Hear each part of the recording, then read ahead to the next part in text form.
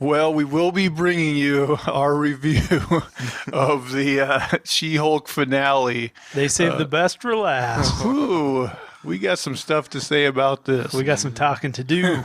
But we'll save that for later in case anyone's leery of spoilers. Guys, though, what else have you been watching this week? Anything good you want to talk about? I did watch this really stupid episode of Deadliest Warrior.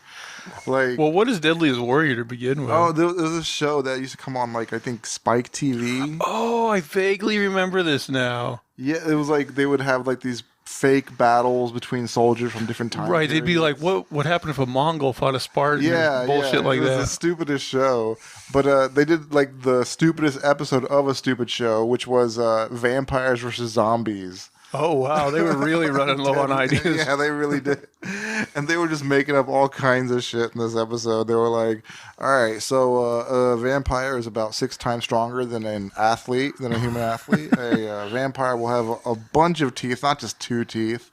And they were like, "Zombies, they have the bite force of an alligator or something." They were just making shit up. They tested all this stuff on animals, and they were just making up the stupidest thing. It was just so. After watching that episode, you realize that all their other episodes, like Spartan versus Legion or whatever, it's all bullshit. It's so made up, fictitious. There's no science behind it.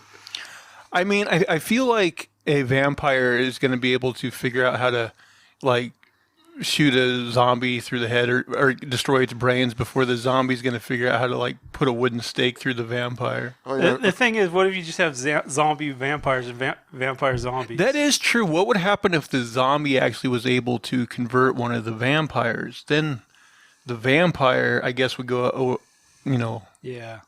after other vampires. I'll follow this under who gives a shit. Yeah. Yeah. It's a thought exercise. And I'm done. What else besides vampires versus these zombies? I also I heard that DC is getting rid of some of their animation staff. So Warner Brothers is actually firing some of their animation staff from DC Comics, for their show cartoons and stuff like that. So I think they're divesting or whatever out of that. Yeah. How many cartoons do they have? Well, I mean, I don't know how many they have currently in production, but they're the parent company of Cartoon Network, so. Okay, so we're not talking about just DC Comics. Yeah, it's also cartoon. Yeah, it's Warner Brothers, I would assume. Has Cartoon Network been doing that much? They slipped. I don't know if they've had a hit in a long time. It's hard to tell without having normal television. Who knows? Yeah, that's true. But when that news story came out a couple months ago that they weren't going to show that new Batman cartoon on HBO Max, and they were going to let them shop that around to other streamers.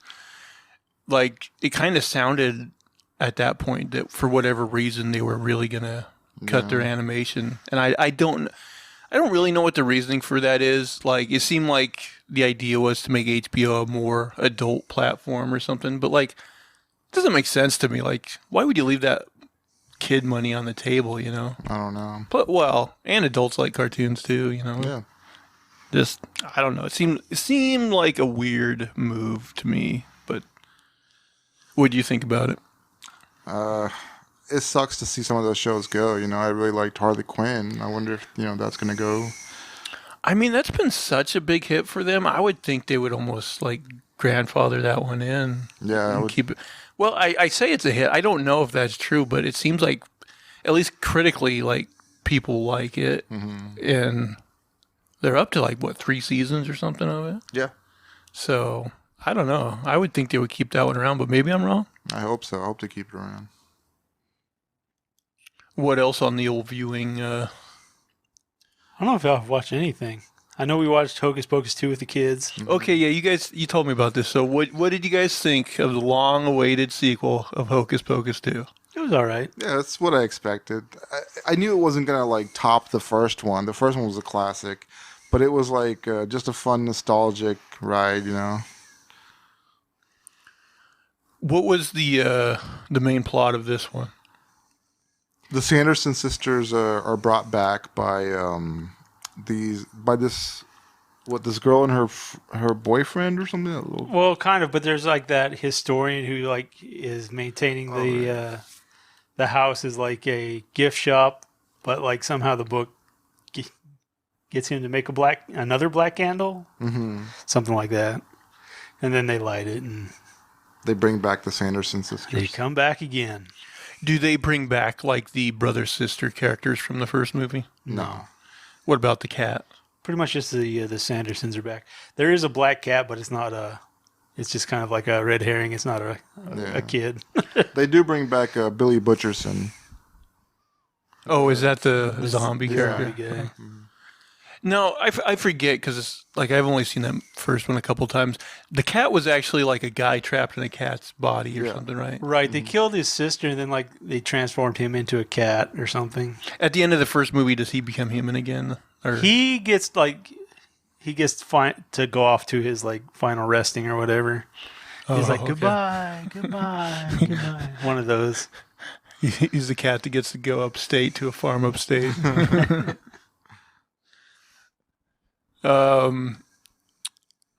Did you think that Bette Midler still had it? I don't know if she looked terribly different from the first one. I mean, they definitely looked older, but They had like a casting of them as children, and like the girl who played her really was pretty good method actor and like taking some of her like mannerisms and stuff. I felt like yeah, she did a good job. for a kid, I thought it was pretty impressive. Now, AJ, I almost forgot, but right before we started, you reminded me that you and I at least did watch that Werewolf by Night special. I liked it. I liked the aesthetically. They really like leaned into like a 40s horror movie with the black and white. Even like the title cards at the beginning, they even had like the fake like film grain and a little fake film tearing, just to give you that feel. And then I even like at the very end, they kind of have that, Wizard of Oz, Pleasantville moment where it switches from the black and white to the color with the woman. And I thought that was a nice touch. What do you think? I like the show, the whole style, like aesthetically, was pleasing. The story, it's something that I've seen like a million times before, but the style was awesome. I liked, introducing new characters that I definitely wasn't expecting to see. And it was fun for Halloween too. It was kind of like for the season, so yeah, I really enjoyed it. Now, like, I've read a few comics where like that Elsa Bloodstone character I shows never heard up. of her.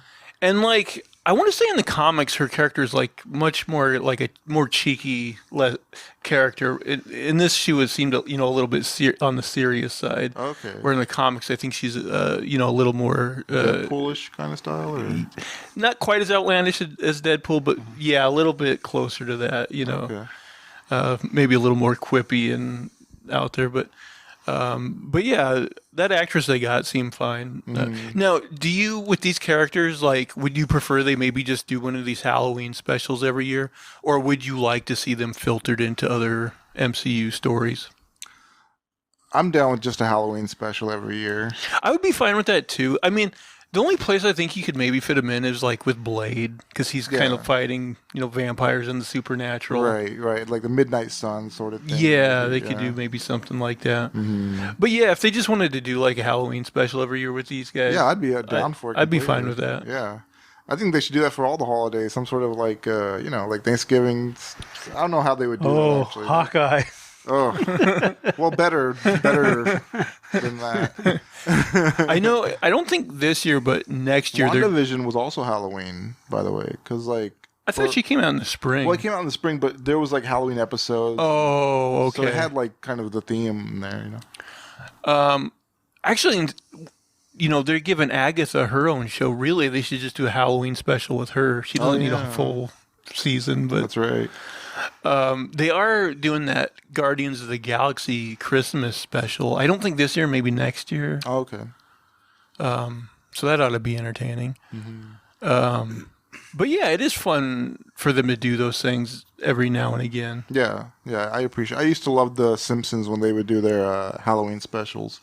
Those were my favorites. You know, I don't know if it's true, but there was a rumor online that Marvel, instead of doing like so many like of these series of like, you know, so many like half-hour episodes, they might just do like, you know, a special that's a couple hours long, you know, which I think I would be in favor of, to be honest. Yeah, especially when it comes to certain like She-Hulk type shows. Right. We could just like review like, you know, one show and not drag it out so much. Yeah. But yeah, Werewolf by Night, I would recommend it to anyone who hasn't watched it. Fun watch. I think it's worth it. Yeah. Let's see, guys, watch anything else? I don't think we talked about it. I did like polish off the Munsters. Like I watched half of it drunk. Oh, you actually watched that? And then I watched Holy the other half shit. at their house one night. Oh yeah, I watched some of that too. It looked terrible.